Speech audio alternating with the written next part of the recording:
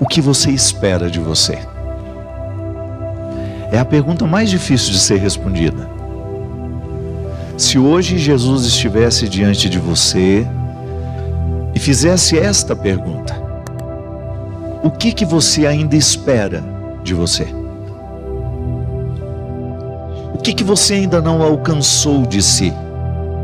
Quantas vezes, na solidão do seu quarto, da sua vida, você precisava atravessar o seu mar? A fé madura também nos dá esse desconsolo. A fé madura, ela também gera um desconforto, porque você sabe que Deus até abre o mar, mas você precisa colocar o pé. É a coragem de atravessar esse mar. Deus não vai fazer tudo por nós, mas a sua presença é a garantia de que a travessia vai acontecer. Quantas vezes na solidão a gente não acreditou nisso? O desespero era tão grande, a dor era tão grande, que nós não acreditávamos que nós seríamos capazes de atravessar. Toda vez que você estiver diante do mar da sua vida, das situações mais difíceis, dolorosas, dos lutos, das perdas, das injustiças, das traições, não demore no território do escravizador. O povo de Israel vivia a tentação de não ir embora, porque no Egito tinha cebolas. Eles tinham medo de perder a segurança do escravizador. Às vezes nós fazemos isso com a gente. Já identificamos há muito tempo que aquele território da escravidão não é o nosso. E o que é que nos escraviza? Sentimentos, pessoas, ilusões. Às vezes nós temos ilusões que são incompatíveis com a vida que nós temos. E às vezes a gente precisa renunciar a isso. Às vezes a gente precisa aprender a perder. Eu perco, porque eu atravesso melhor o mar. Eu largo para trás aqui todos os meus ódios, todos os meus rancores, todas as minhas mágoas, todas as minhas expectativas. Eu aceito o que Deus tem para mim hoje, que é atravessar este mar a pé enxuto. Não demore no território do escravizador. A experiência da vida só é suportável aos que conduzem diariamente a liturgia do renascer. O renascimento nos mantém vivos. Todo santo dia, de alguma forma, nós precisamos entrar no ventre da vida, para sermos gerados num novo significado, ainda que tudo pareça permanecer igual. A dinâmica da vida, quando bem vivida, nos mantém vivos. Entrar na dinâmica dela, aprender com ela e renascer. Porque a vida nos cansa, né? Ela nos desgasta. Às vezes os nossos relacionamentos são desgastantes, são cansativos. Eu até costumo dizer que o amor só é possível a quem reinventa todo santo dia a experiência de amar, que é justamente dar ao amor a oportunidade de renascer. A gente descobrir no outro um motivo para a gente voltar ao ventre, recomeçar como se aquele fosse o primeiro dia. E sabe por quê? Quando nós temos uma história difícil, toda vez que nós precisamos passar pela porta estreita da vida, nós ficamos com um desejo enorme de segurar na mão de quem está passando pela mesma situação. Agora, o que é mais interessante são as portas estreitas que vão nos dando a autoridade espiritual.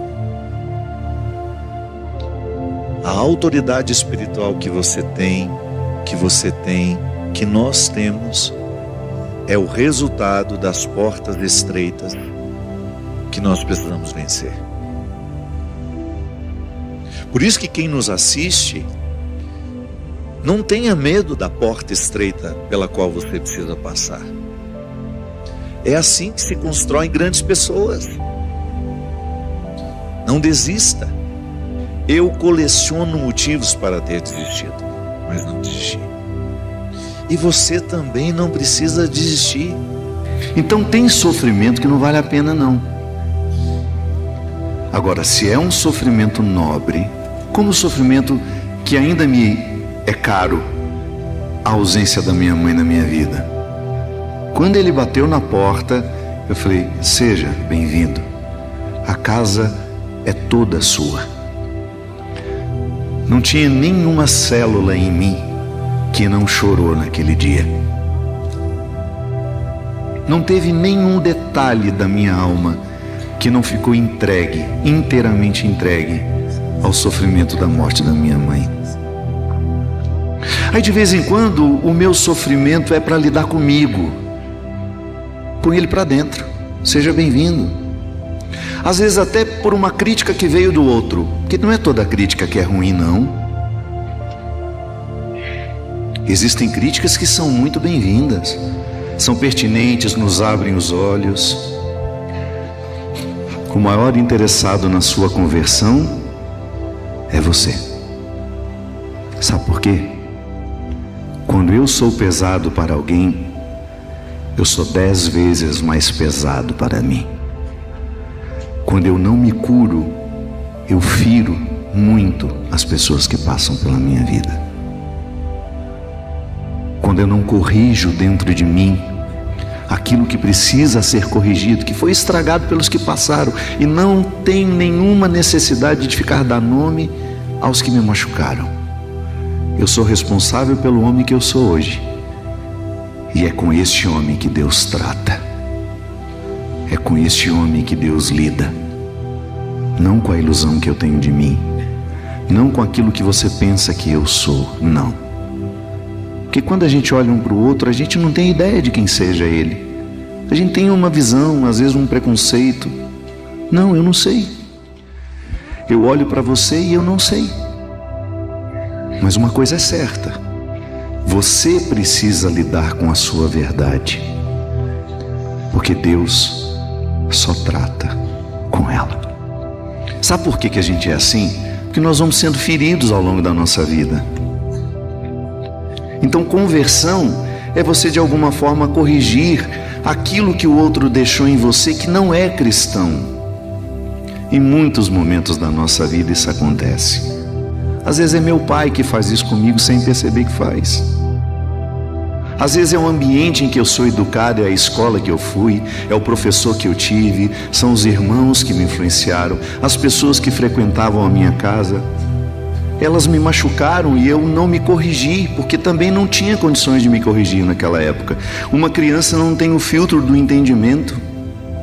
Trauma é quando você não dá conta de uma situação e você precisa passar por ela. Sem medo de errar, todos nós aqui temos os nossos traumas. E trauma geralmente não nos ajuda a ser cristão, dificulta.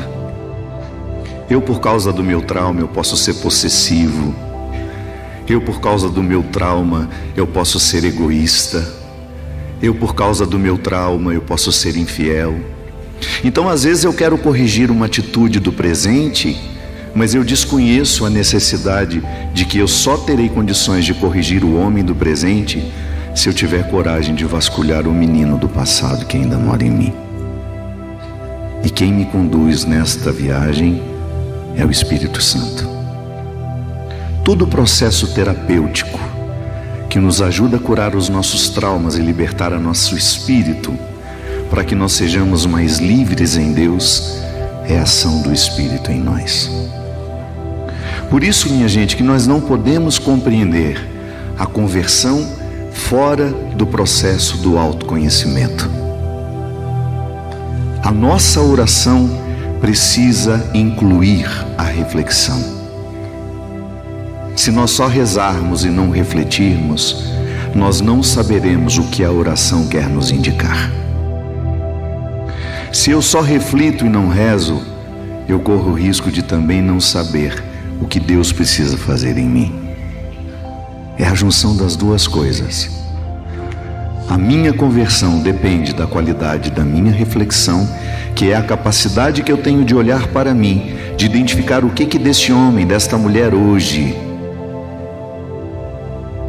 precisa ser mudado, mas que só será possível se nós lidarmos com a criança, onde está o trauma, onde está o medo, onde está o egoísmo. O que mais nos enriquece nessa vida, eu acho que é um resultado do cristianismo em nós, é a nossa capacidade de amar e ser amado. Porque amar, às vezes, é mais fácil do que ser amado.